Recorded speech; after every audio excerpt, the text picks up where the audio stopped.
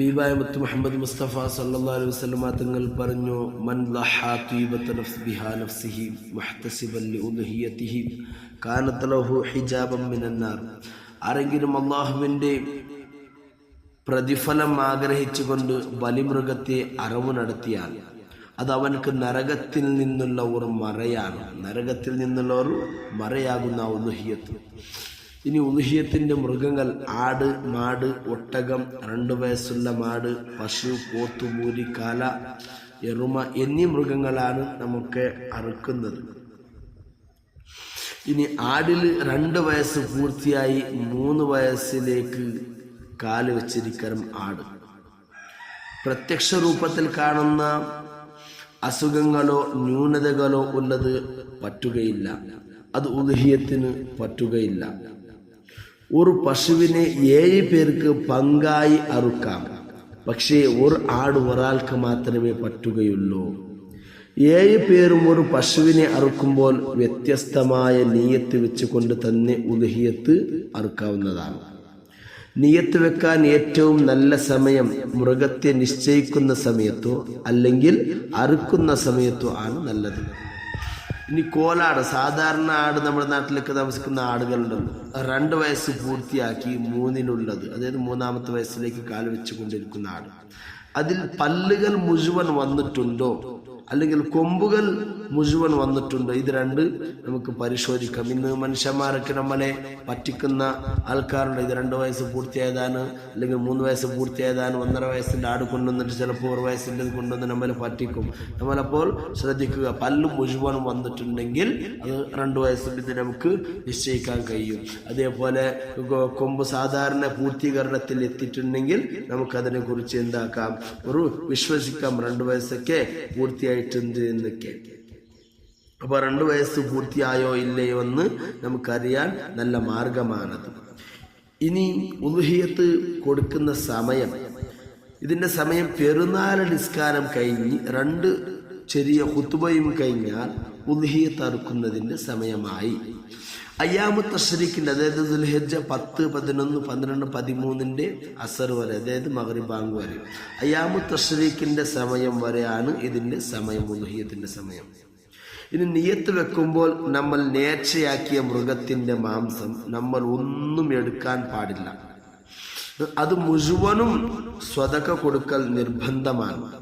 നേർച്ചയാക്കിയ മൃഗത്തിന്റെ മാംസം, ഉദ്ഹിയത്തിന്റെ മാംസം നമ്മൾ ഒരു തുള്ളി പോലും എടുക്കാൻ പാടില്ല, മുഴുവനും കൊടുത്ത് വീട്ടലാണ് നിർബന്ധമാണത്. ഇനി നേർച്ചയാക്കാത്തതാണെങ്കിലോ സുന്നത്തായ ഉദ്ഹിയത്താണെങ്കിൽ വേവിക്കാത്ത അല്പമാംസം മാത്രമേ സ്വതക്ക കൊടുക്കൽ നിർബന്ധമുള്ളൂ. അവിടെ നിർബന്ധം നീങ്ങി. കുറച്ചും കൊടുത്തിട്ട് ബാക്കിയുള്ളതെല്ലാം നമുക്ക് സ്വന്തത്തിന് യൂസ് ചെയ്യുന്നതിന് ഒരു കുഴപ്പമില്ല. ഇനി ഉത്തമം പണ്ഡിതന്മാർ പഠിപ്പിക്കുന്നു, കരളിന്റെ ഭാഗം അല്പം എടുത്ത് ബാക്കി കൊടുക്കലാണ് നേർച്ചയാക്കാത്തത്. സുന്നത്തായ ഉദ്ഹിയത്തിൽ നിന്ന് കരളിന്റെ ഭാഗം അല്പം എടുത്ത് നമ്മൾ ബാക്കി മുഴുവനും കൊടുത്തു വിട്ടാലാണ് ഏറ്റവും ഉത്തമമെന്ന് പണ്ഡിതന്മാർ പഠിപ്പിക്കുന്നു. ഇനി നിർബന്ധം വീഴാൻ വേവിക്കാത്ത അല്പം കൊടുത്താൽ മതി, നിർബന്ധം വീടി കിട്ടും. കുറച്ച് നമ്മൾ സ്വതക്ക കൊടുത്തിട്ട് ബാക്കിയുള്ളതെല്ലാം, വേവിക്കാത്ത കുറച്ച് കൊടുത്തിട്ട് ബാക്കിയുള്ളതെല്ലാം സ്വന്തത്തിന് എടുക്കാം. അവിടെ നിർബന്ധം വീടി കഴിഞ്ഞു, സുന്നത്തായ ഉദ്ഹിയത്താണെങ്കിൽ കേട്ടോ. ഇനി ഉദ്ഹിയത്ത് പണക്കാർക്ക് നൽകാമോ തങ്ങന്മാർക്ക് നൽകാമോ? ഇനി ഉദ്ഹിയത്ത് 2 രൂപത്തിലുണ്ട്. സുന്നത്തായ ഉദ്ഹിയത്തുണ്ട്, നേർച്ചയാക്കിയത്, അതായത് നിർബന്ധമായ ഉദ്ഹിയത്തുണ്ട്.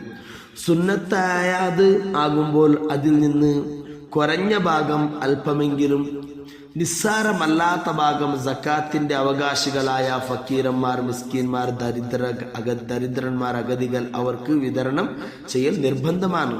ഇനി സുന്നത്തായ ഉദ്ഹിയത്തിൽ നിന്ന് സക്കാത്തിന്റെ അവകാശമല്ലാത്ത സമ്പന്നർക്ക് നൽകുന്നതിന് കുഴപ്പമില്ല, അതിൽ നിന്ന് അഹ്ലുബൈത്തിന് നൽകുന്നതിന് വിരോധമില്ല. ഇനി നേർച്ചയായ, അതായത് നിർബന്ധമായ ഉദ്ഹിയത്ത്, അത് ഫുള്ളു സക്കാത്തിന്റെ അവകാശികളായ ഫക്കീരന്മാർക്ക്, മിസ്കീൻകൾക്ക് തന്നെ നൽകണം ഫുള്ളായിട്ട്. അത് നിർബന്ധമായ ഉൽഹിയത്തിൽ നിന്ന് സകാത്തിന്റെ അവകാശികൾ അല്ലാത്ത സമ്പന്നർക്കും അഹ്ലു ബൈത്തിനും നൽകാൻ പാടില്ല. സ്വന്തത്തിനും കർമ്മം നിർവഹിച്ചവർക്കും അതേപോലെ ചെലവ് കൊടുക്കൽ, നമുക്ക് ചെലവ് കൊടുക്കൽ നാം നിർബന്ധമുള്ളവർക്കും അത് എടുക്കാൻ പാടില്ല. അത് മുഴുവനും സക്കാത്തിന്റെ അവകാശികളായ ഫക്കീരന്മാർ, മിസ്കീന്മാർക്ക് കൊടുക്കൽ നിർബന്ധമാണ്. സമ്പന്നർക്കോ അഹ്ലു ബൈത്തിനോ കൊടുക്കാനില്ല. ഇനി അടുത്ത ചോദ്യം, ഉലുഹിയത്തിന്റെ മാംസം അമുസ്ലിമീങ്ങൾക്ക് കൊടുക്കാമോ? ഉലുഹിയത്തിന്റെ മാംസം മാത്രം, ഇനി സുന്നത്താണെങ്കിലും നിർബന്ധമാണെങ്കിലും ഉലുഹിയത്തിൽ ഒരു പ്രത്യേകത ഉണ്ട്. ബാക്കിയുള്ള വിഷയങ്ങൾ, ഭക്ഷണ സാധനങ്ങൾ, മറ്റു വസ്തുക്കൾ, വെള്ളങ്ങൾ, പാനീയങ്ങളൊക്കെ അമുസ്ലിമീങ്ങൾക്ക് കൊടുക്കാം. പക്ഷേ ഉലുഹിയത്തിൽ ഒരു പ്രത്യേകത ഉണ്ട്. അത് നിർബന്ധമായ ഉലുഹിയത്താണെങ്കിലും സുന്നത്തായ ഉലുഹിയത്താണെങ്കിലും അമുസ്ലിമീങ്ങൾക്ക് നൽകാൻ പാടില്ല.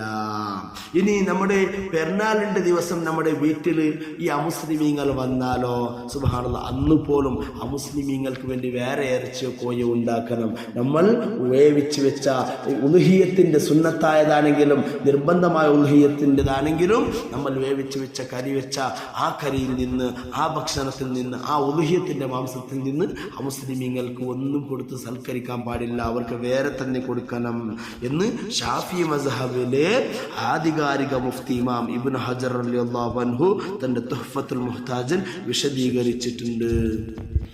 അല്ലാഹു റബ്ബ് സുബ്ഹാനഹു വ തആല നമ്മൾ കേട്ടതും ചൊല്ലിയതും അല്ലാഹു സ്വാലിഹായ ഒരു അമലാക്കുമാറാവട്ടെ.